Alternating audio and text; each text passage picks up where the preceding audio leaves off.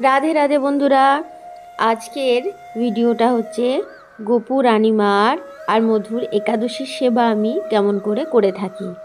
শুধু তারাই নয়, আমিও বা কেমন করে করি সেটাই। যাই হোক, আমার গোপু রানীমা আর মধুর প্রথমেই একাদশীর দিন চেষ্টা করি আমি দুধ দিয়ে স্নান করানো।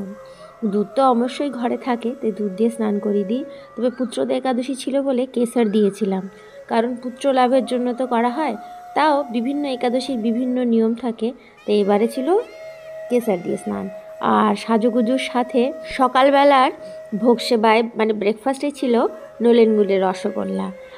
আবার আসি দুপুরবেলায় ছিল সাবুদানার খিচুড়ি, আর সাথে বিভিন্ন রকম আলু টালু দিয়ে একটা সবজি মতো করে দিয়েছিলাম, কারণ একাদশীতে তো ভাত রুটি চলে না বা খাওয়ানোও যায় না, তাই জন্য সাবুদানার খিচুড়ি মতো করে দেওয়া হয়েছিল। আমিও অবশ্য সেটাই খাই, কারণ খালি পেটে আমার আবার ভজনটা ঠিক হয় না।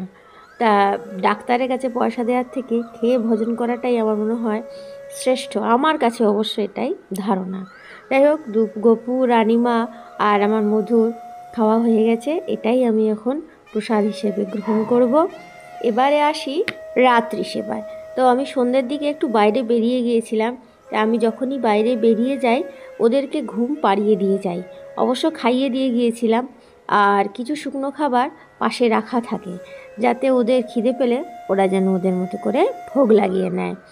অনেকেই গোপাল সেবা করেন, অনেকে জানেনও যে গোপালকে কখনো ঘরে একা ছাড়তে নেই। আপনি কি আপনার সন্তানকে কখনো একা ছেড়ে দিয়েছেন? ছাড়েননি তো, তাহলে গোপালকেই বা কী করে আপনি একা ছেড়ে দেবেন? ওরাও তো ছোট, ঈশ্বর তো অবশ্যই, কিন্তু ছোট তো অবশ্যই, এটাও তো মাথায় রাখতে হবে। তাই আমি ছেড়ে যাই না। যারা গোপাল সেবা করেন তারা জানেন, তাই বলে দিলাম কথাটা।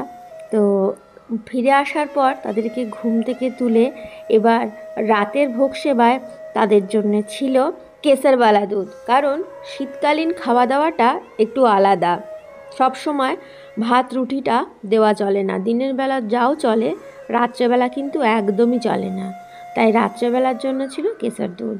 এবার গোপুর কিন্তু এটা ভীষণ পছন্দের জিনিসও, কেশর দুধ, কারণ শরীর গরম করে আর শীতের জন্য বেস্ট। তাই হোক, এবারে খাওয়া দাওয়ার পর আবার নিদ্রায় যাওয়ার পালা। এই ছিল আমার গোপু রানীমার মধুর একাদশীর সেবা। আমি এইভাবেই আমার 3টে পুচকিদের সেবা করে থাকি। আশা করি আপনাদের ভিডিওটা ভালো লাগলে অবশ্যই আপনারা একটা লাইক করে দেবেন। ভালো থাকবেন, সুস্থ থাকবেন। আবার দেখা হবে নেক্সট একটা ভিডিওতে। সবাইকে রাধে রাধে।